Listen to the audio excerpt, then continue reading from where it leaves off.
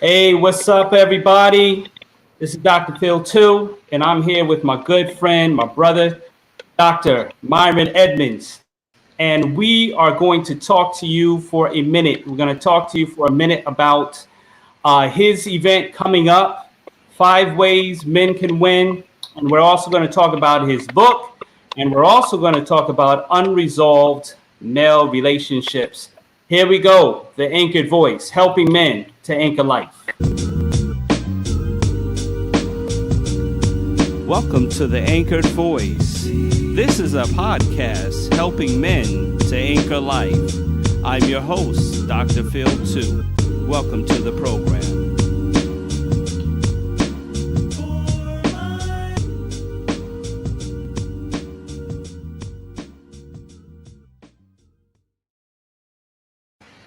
All right, we're back. Listen, this episode of The Anchored Voice is sponsored by Myron Edmonds.com. Men's Conference, 5 Ways Men Can Win. You don't want to miss this event on July 26th.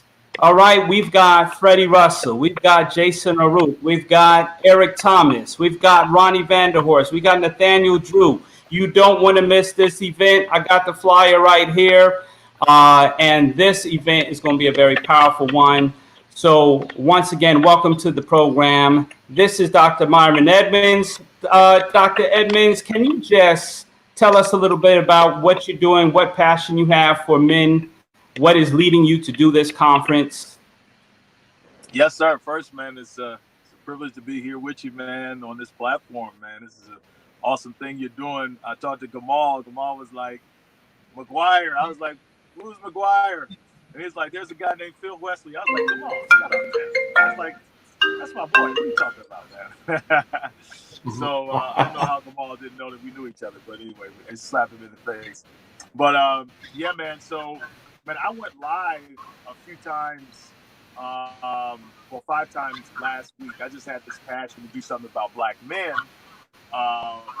and because of all the stuff that was going on with Black Lives Matter, and in this country, black men, in my opinion, I don't know how the ladies are going to feel about this, but I feel like black men have been especially brutalized from slavery, and we have been treated as less than. And so, man, I just felt a need to pour into brothers. And so I did that for 5 days straight. It was sort of impromptu. And so, man, it was entitled 5 Ways That Men Can Win in the Things That Matter. And so, you and I both, we got a lot of friends with the school with. They're very successful. They have degrees, what I'm saying? They got the car, they got the house, what I'm saying? They're making the money. But a lot of them, man, are just unfulfilled in spiritual matters, man, struggling sexually with temptation, struggling with their marriages, struggling with their children, what I'm saying? And especially mental health-wise, dealing with unresolved issues, which I know we're going to talk about. So, but I just felt a need, man, to just lean into that space. And, man, and the response was so good, man, that people were like, yo, we need to do a conference. So that was not even planned. So, man, as a result of that, man, it went so well. I got with my boy Kimon Hines, man, and we just literally put this thing together. And I reached out to some friends of mine, Eric Thomas and others, say, hey, listen, would you be willing to pour in Ronnie Vanderhorst? And they were like, man, we're down. So, man, it just like that, man, it happened that quickly, man. And last time I checked today, man, we have 500 men that have registered so far. So, man, it seems like God is trying to do something. And, man, I just jumped in the stream and I'm following it. Man, that's powerful. That's powerful. What I'm realizing is that at this time, men need, we don't like to say we need. We don't like to say we're weak. And, those are trigger words for us, so, I'm very careful of what I post and how I post to men, because, we don't like hearing certain words, and asking for help is probably the last thing we want to do. But, at the end of the day, we're in need of that help. In fact, one of your guests, Freddie Russell, he was on this program, and we talked about healthy male-to-male relationships, because it's very important that we have it. It's very important that we have, a dialogue and accountability with men around us. And you're talking about temptations, you're talking about things that we get into it's important that we have that. And, it's important for this conference to happen and more conferences to happen. I mean, I'm sure this will not be the last, but, it's definitely important for men to understand their need for help and for understanding, and to, understand we don't have it all together. We're just Right. trying to get it together. Right. So, that's the main thing. Yeah, I think. Um, Yeah, I wanted to say, man, one of the things I think that the message that we're trying to convey is that vulnerability, man, is the new strength. Admitting weakness is one of the strongest things that you can do. It's one of the most courageous things that you can do. And a lot of brothers, we're shaped socially. Society says that you have to be strong, you have to be tough, you have to be in the sports, you have to have a lot of women, you have to have money, you have, all of these things society tells us we have to have. But all it does is reinforce this notion that men don't have problems, that men just tough it out, that men are stronger than their circumstance. And the truth is, a lot of men, just like women, a lot of men have been molested. A lot of men have mama and daddy issues. A lot of men are hurting. A lot of men are depressed. A lot of men have marriage issues and depression and so forth. And so, man, we just try. But the truth is, I saw a post the other day, Phil. It said that it said women get help. It said men die. It's like, sisters, they got their little groups, they hang out, they talk, they chat. But brothers are taught, man, don't get help, and we see this, man. Men die, especially black men. We have the lowest life expectancy on the planet. And research is starting to show now that a lot of it is connected with childhood trauma. And that can take at least 20 years off of our lives. So, man, we're just trying to create spaces for men to heal, if you please. that's right. Absolutely. And healing is leading us to this subject here. Want to talk to you about unresolved. We're going to get back to the event coming up because I want to inform people about it some more. But I want to talk about unresolved male relationships. And it seems to plague so many males that we have not resolved some relationships. Now, Grant, it could be within the family. It's mostly father, son, Mm-hmm. sometimes son, mother. Most of the time, it's with the father. Um, Mm-hmm. Mm-hmm. and sometimes, our relationships with our father sometimes is great, sometimes it's not so great. Um, and we have to find a way as grown men to resolve what happened in our childhood, whatever happened before. And I find that there's a lot of men that are older but still bitter at what happened before. Now, I'm not talking about domestic abuse. I'm not talking about you were abused by someone. That's a whole different situation. I'm just talking about, your parents went through a divorce. I'm talking about, things didn't work out with, your father's job, or, things that you thought should happen did not happen. And now you're this grown man still trying to resolve issues. Now you're getting married, you're raising a family, and you're realizing you're doing the same thing. You're Mm-hmm. approaching the relationship the same way, only because you have not resolved the relationship that you had in the past. Mm-hmm. Mm-hmm. Absolutely. That's probably exactly my story. My story is my mom and dad got divorced. It was an ugly divorce. Um, and as a result of that, it impacted my relationship with both my parents. And so, man, we had to have really, and honestly, all this happened while I had started pastoring a new church.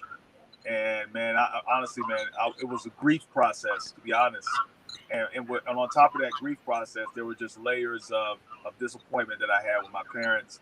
There were conversations that I guess we never had, that we probably should have had, that we finally did have, to be able to resolve it. I remember one in particular where my father and I went to go visit him, and man, we had.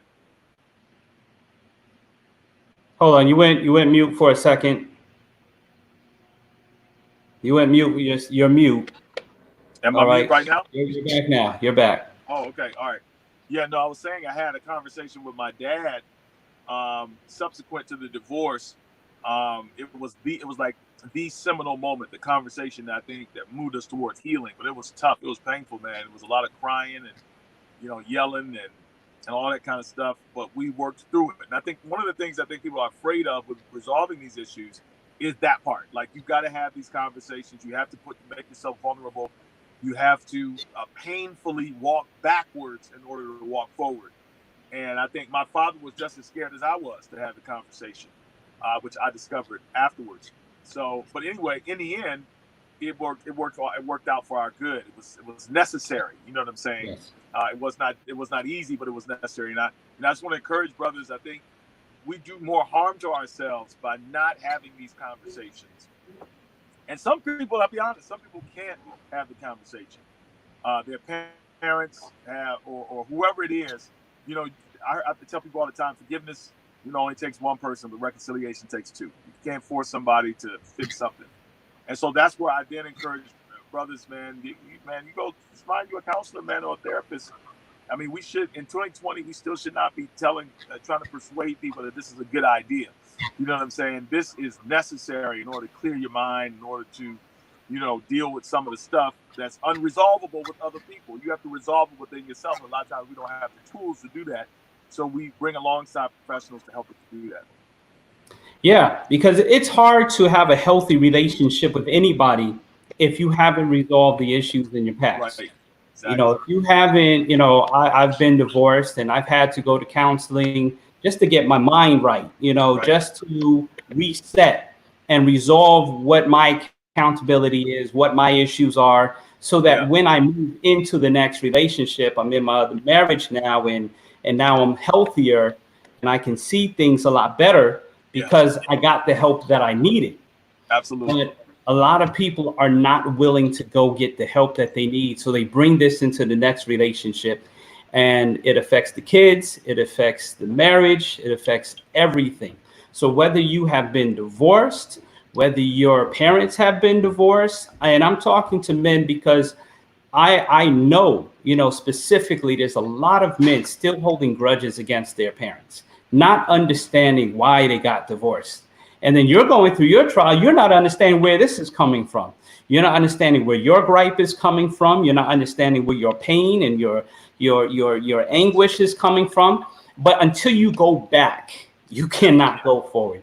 And you have to have these uncomfortable conversations. I've just learned to be there with my dad as much as I could, and share these moments. And it wasn't really too much I needed to resolve. I understood him. He understood me.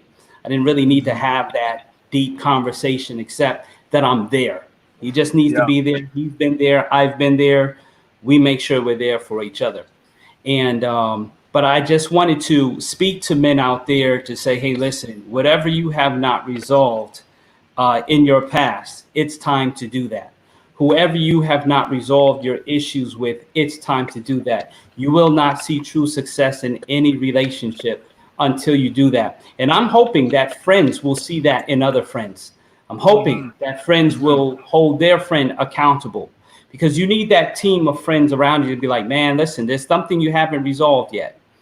There's somebody you need to talk to. I mean, you can talk to me, but there might be somebody more professional you need to resolve this with, because this is deep and it's rooted. And you cannot heal until you've gotten to the root of the issue. Absolutely. Absolutely. I think that's very profound of you to say that, and especially as you so transparently express your experience with your own father. And that's another good point you made. I think sometimes everything is not fixable, but we have to get to a place of acceptance, where we accept people for who they are, broken. If I'm broken, we often will blame our parents for our brokenness. But then that they must have had some parents too, and their parents must have been broken, and so forth. And so all of us are in this cycle. So I think it's important for us to extend grace to each other, to the generations. They did the best they could with the tools that they had. And I know for a lot of people that's hard to receive because they have been abused, they have been neglected, or their parents did prioritize money, wealth, success, career, or even another relationship over them. But I found, especially now, like you, as our parents are aging, and right now, man, it's just about trying to enjoy each day as if it were my last. You know what I'm saying? Now, I'm not encouraging avoidance, What I'm saying is you can only do what you are allowed to do. And in some situations, it's not always having the talk or the conversation, but some situations it's just acceptance, man. We just accept the people for who they are. We love That's them, right. and apply grace to them the same way the Lord did for us. Yeah, I think what hurts men most is when they haven't resolved the issue, but they've seen their mother resolve the issue. Like, how do you, as a mother or as a wife, he did so much wrong to you? Why are you there taking care of him in his sick bed? Why are you there, hovering over him?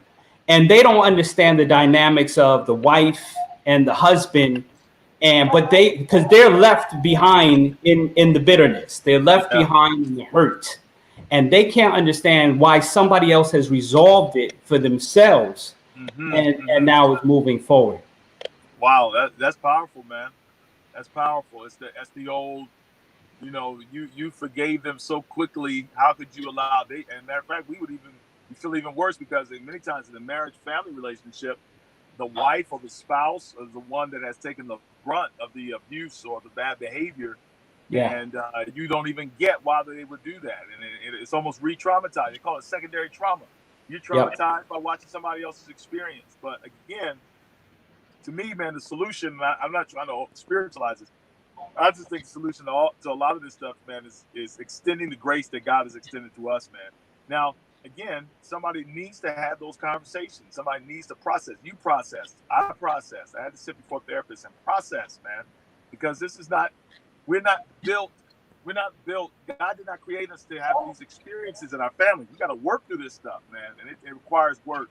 And I guess the main reason why I want to work through my stuff is I don't want to pass this stuff down to my kids, man. I want them to have as clean of a slate as they possibly can, where I'm not re-traumatizing them from what happened to me. Yeah. And that is critical. You've got to think forward as well. Not only do you have to go backward, you have to think forward, because how are you helping your future child deal with his issues and deal with her issues as they move forward in life, because you have not dealt with your issues. And it's a critical, I'm just seeing it so much. It's not something I'm making up. I'm seeing it. And then what happens with a grown man, he now gets to his deathbed. He's now thinking of heaven. Now he's like, man, I wish I had resolved that issue with my dad. In fact, some men on there, and I know one, and I won't name, but I know one in particular, he said on his deathbed, I wish my father was here. All the issues they had, all the issues he had back and forth. And the reason they had the issues is because they had the same personality. Yeah. They were butting heads because they were the same type of person. Because his brother got along well with Dad, but he was a different personality. Different person. Wow. So they butted heads all the way through life. But when he gets to his deathbed, he's like, I wish I had my father. Unresolved male issues. And what I'm saying to men today, don't get to the point where you end up not extending the grace and you're ending up on your deathbed. Because guess what? Your son then has similar issues with you, because you haven't resolved the issues with your father. Now your son has straight issues with you. You got divorced from your wife. You done messed up life. You didn't know how to resolve that with your son. Now your son is angry. Now you're dead, and your son is left in his bitterness. Wow. Now the son has to now learn how to get over bitterness towards his father. And he will come to this point where he realizes, man, I wish my father was still here. But that's after he's gone. And this is realistic. I'm talking about a real story, talking about real people, because that son will then say, I wish I still had my dad. I wish I still had more time. I wish I still had more time to resolve this. So what I'm saying to men today, whoever you have to resolve your issues with, do it today. Extend the grace. I love it. I love that. Extend the man. That's an article right there. extend the grace that God has given to you. And I'll give you, let's spiritualize it, because if you look at Abraham, Isaac, and Jacob, they all thought they would do fatherhood better. They all did. They That's right. all thought they were going to do it better than their father. And they all ended up making the same mistake or worse. Wow. Wow. You look at the pattern of Abraham, you know his mistakes he made. Lied about his wife, about being his sister. Had continuous issues with trust and faith and trusting God. Yet he's the father of faith. Yeah. But guess what? It extended down to his son. Now his son has to struggle through life and trying to figure things out. Finally, even to the point that Isaac was so stubborn, even knowing God's will for Jacob, he was willing to withhold the blessing that he knew was to be extended to Jacob. That's right. Now, he ended up getting scammed, but in his mind, he was being stubborn too. And he was being worse off than his father Abraham. Wow. Wow. Then this passes down to Jacob. Now, Jacob's got 12 problems, plus one. 12. And he's scheming his dad. He's scheming his brother. Then he gets an uncle that's more scheming than him. And now he has to work extra hard for what he wants. And let me tell you, when we think of Jacob's Ladder, we hear the song Jacob's Ladder. The story wasn't about Jacob's ladder. It was about the grace of God extended to Jacob after Jacob had utterly fell. After Jacob had utterly messed up. And God sends a ladder as a connector to say, I still got you. I got a purpose for you. I still have a future for you. And I got something greater than you'll ever know. And by the time Jacob gets to the angel and he's struggling with God and he's wrestling, he's realizing that all the past mistakes, all the foolishness he went through, this time he's not letting go of his grace. This time he's not letting go until God blesses him. And that's where we resolve the issue. We struggle with God. We wrestle. And yes, Jacob left with a limp. He left with scars. But that's how we have to walk with God. We got to walk with our scars. We got to walk through resolving these issues because we're going to have scars. And the reason why this is called the anchored voice is because what an anchor does to a boat, no matter how the weather is going, no matter how rough the tides are, the boat stays in one place because it's anchored. Yes. And we are the anchored voice because we want to anchor men through the storms of their life. We want to keep you anchored, even though you have chaos around you, even though somebody messed up around you. And yes, we'll get to a podcast where we can talk about the abused man, because that's another story. That's another thing to resolve, the abused man. Right. We don't want to talk about our abuse. We don't even want to imagine that we could be abused. That's right. That's right. So, again, we'll kind of flow off of this one, but men, resolve your issues. In the Bible, you can find many examples of sons who thought they could do it better than their fathers. And those sons messed up just as good as the other. Yes, they did. Yes, they did. That's good, man. That's good, man. And bro, you just broke down salvation history because people don't realize, man, that family right there, man, is the family that lays the foundation for the gospel, man. I mean, the 12 gates in heaven will be named after all those characters, man. That's right. Yeah. And 4 different mothers. 4 different mothers. we ain't talk about that. Talk about broken family? Yes, sir. 4 different mothers. One, she was beautiful, but he kind of didn't like that side eye that she gave him all the time. I mean, you want to talk about broken family, strife in the family? We're talking about the children of Israel right there, right in front of you. And if God can restore them, if God can heal them, if God can and guess what? The sons had the same issues. The firstborn had issues that he had lost his inheritance. Everything went down to Judah. I don't know what Judah did so good that he got the blessing, that he gets the Messiah, because he's the one that slept with the prostitute. So I don't even get that grace that is extended to Judah. Right. But you want to talk about broken family? The children of Israel, the ones that are going to have their name written on the gates of heaven, would not even be written on the books of the church. Yes, sir. These names will be kicked out. I don't think we should associate with men of that character and men of that history and men of that, of their flaws.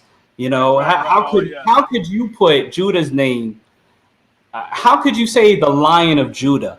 How could you put his name? I mean, the list can go on. The list can go on, bro. You thought at least Joseph, it'd be the line of Joseph.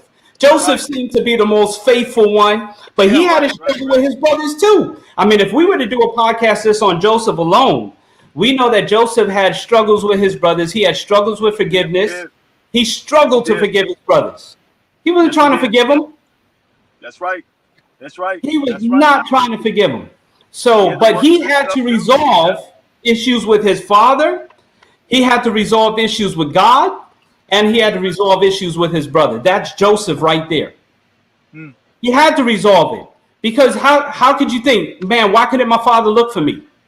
Right. Why couldn't my father struggle to find me? Why does my father believe I was dead? You know what I mean? Because he doesn't know the whole story. There's like 40 years going by. I'm sure he's still angry at his father. Loves him, but he's got some bitter issues.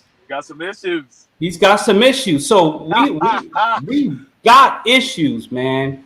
Men, we have issues. And if you think you're the only one, you're not the only one. Not the only one. So tell me, man, 5 ways men can win. Give me something that we can go with as we close out. I want to know how we can win. Obviously, you're not going to say it all here, but give us something we can look forward to in this event. Yeah, sure, man. The focus of the event, man, is just really on 5 priority areas in our lives. You know, this is not an event where we're going to tell people how to get rich, how to take their career to the next level. There's enough stuff out there for you to do that. We want you to win. Number 1, in your relationship with God. We want you to win in your marriage. We want you to win as fathers. We want you to win in temptation, sexual temptation in particular. And we want you to win in your mental health. We feel like if men can win in these areas, then it will bleed over in all the other areas of their lives. And so that's the goal. The goal is to get us to win in the stuff that matters the most. And at the end of the day, when the Lord comes back, He's not going to ask us, man, what our financial portfolio looked like. You know what I'm saying? He's not going to ask us, you know what I'm saying, how many companies we led, how many properties we own. Man, He wants to know, man, about our families, man. He wants to know what we did with talents and gifts that He's given us, our relationship with Him. And so really, this is a conference about priority. If there's any men like me that seem to be very inconsistent in all of those areas, then this is for you. You know, if you got it figured out in those areas, then, you know, this ain't for you. But come on, I'm more consistent, man, in professional areas than I am in some of these personal areas. And this is the stuff that is most important. So, yeah, they could just go to my website, MyronEdmonds.com, and the link is right there for them to register. We've already got about 500 brothers that have registered. So they want to move quickly. We're going to cut off registration next Tuesday. And so, man, get a spot and bring another brother with you. That's what's up. 500 already. Myron, you are anointed definitely for this. And I believe God is going to bless this. Tell us who you have on it. I know we have the flyer, but speak to the speakers that we have on it. Sure, man. We got some of the most anointed people in their areas, man. Freddie Russell, you've had him on your show. Freddie is the principal and founder of True North Leadership Group. But God has just anointed this guy, particularly, man, with inspiring and motivating people to take their relationship with God to the next level. Look, man, before I met Freddie, man, I was sleeping until 8, 9 o'clock, man. Your boy Freddie got me getting up early in the morning, spending time with the Lord. I mean, like, there's nobody I know out there that can do it like Freddie in that regard. As it relates to parenting and fathering, Ronnie Vanderhorst, if you've not heard him, this guy, I mean, he's good at a lot of stuff, but the Lord has given him a unique anointing to speak to fathers and how they father children. We got Pastor Nathaniel Drew, who's also a mental health therapist. He's going to be talking to us about mental health and sort of breaking down some of the stigmas. We also have Jason O'Rourke. Jason O'Rourke wrote a book called Sexuology. He's got a powerful story of sexual addiction, sexual trauma, and he's also written that book, but he's going to share his experience with us on how to really get the victory and stay pure in this world, which is hard, bro. Bro, the struggle is real out in these streets, man. It is. Especially in the summertime for some of these brothers, man. They see these black leggings, man, these sundresses, brother. It's insane out there, brother. It's insane. That's why I'm staying in with my Kool-Aid, man. I'm staying in. Oh, man. And then, of course, we have Eric Thomas. Most people know Eric Thomas. If you don't know him, Eric is a world-class, first-class motivational speaker. But he has a powerful story about marriage, man. He's going to pour into us about marriage. So, look, we got some of the best out here, man. And it's entirely free. Look, man, normally a conference of this nature, man, you would at least be paying $400 or $500, man. Not even for VIP status, man, just for general registration. This joint is 100% free, and man, you take advantage of it. That's all I can say, man. We need it. We need it. Men, we need it. Everything is pretty much catered for women, for the help, at least, bridal shower. Guess who gets all the presents and the baby shower, and then where's daddy in the end? We got to celebrate our men. We've got to also dig deep into the issues that we have. Let me also put out there for everybody. He has another book called The Frustrated Leader. All right, so check that out at MyronEdmonds.com. You can also book Myron to speak, motivational speaking, relationships and marriages and family. You want to make sure that you check him out. And congratulations to your new appointment as chaplain in the Air Force. Is that the Air Force? Yes, that's right. Yeah, man. Yep. Wow, that's powerful, man. They let an old man in there. Yeah, I love it. I love it. In, brother. There's a story in that too, man. Wow, man. Hey, wow, I got man. in. Some people got in magna cum laude. Others got in summa cum laude. I got in thank you, Lottie. Thank you, Lord. Yes. I told my wife that the same way. I said, you graduated summa cum laude. I came out, thank you, Lord. Thank you, Lord. Thank you, Lord. I made it. I made it, brother. Man, thank you so much for joining. Hey, before we leave, I just want to, give honor. I didn't know this brother too much, but, Rodney Allen, rest in peace. Another man, we've lost in the battle. Do you know what he died from? Was it COVID or? No, it wasn't. It was just he had a seizure, man, which is kind of unexplainable because he'd not had seizures before. But Rodney, man, was a tremendous human being. I mean, I'm sure you saw the outpouring of love on Absolutely. Facebook. One of the most encouraging. I know they say this by everybody, but no, seriously, this guy had the ministry of encouragement, man. He was a dynamic musician and everything. Of course, we knew that, but just as a person, yes, man, he was just an encourager. Inspired a lot of people, man, and he is going to be missed, man. My prayers are with Keith, his brother, his sister Etika, and of course their mother. For sure. Praying that the Lord will uphold them, man, during this time of pain. For sure, man. Rest in peace, brother. And all the families, all the men that are dealing with losses right now, our prayers are with you. However, learn how to bounce back, learn how to get back up, and you have resources here that can help you. This is the Anchored Voice. We are a podcast helping men to anchor life. You can find us on YouTube. If you're watching through YouTube, you can go and subscribe there to our YouTube channel. That's McGuire ENTV. You can also go on Instagram, McGuire ENTV, also Twitter, McGuire ENT, and also Facebook Live. We thank you for joining. Check out Dr. Edmonds, MyronEdmonds.com. This is a ministry of the McGuire Entertainment Group. We are a new sound in the air. We promote Christian content. We promote podcasts. We try to help men as much as we can. We thank you Thank you, Dr. Edmonds, for joining us. Thank you, man. Thanks for having me. Yeah, I man. gotta tell people, man, what you're doing is phenomenal, man. And I'm just praying, man, that the Lord will just open up doors for you that no man can shut, man. You've been doing this for a while, and I just appreciate the platform that the Lord has given you and how you're addressing these issues. There's not a lot of people out there doing it, man. And so the unique call that God has on your life, man, is needed right now in this hour, especially as they're brutalizing black brothers out in these streets, man. Been doing it. It's just being recorded. But thank you, man, very much. I'm humbled to be here. Amen. Appreciate that. All right, everybody. Check us out. We'll have this uploaded this weekend on our different platforms on Stitcher, Apple Podcasts, Google Play, Spotify. We'll have this uploaded very soon, but you can watch it live right here. Thank you, everybody that has joined in. And this is the Anchored Voice, helping men take a life. Thank you for listening to the Anchored Voice.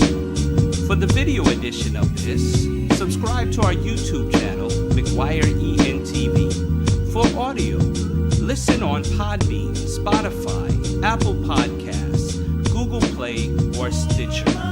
Until next time, stay anchored.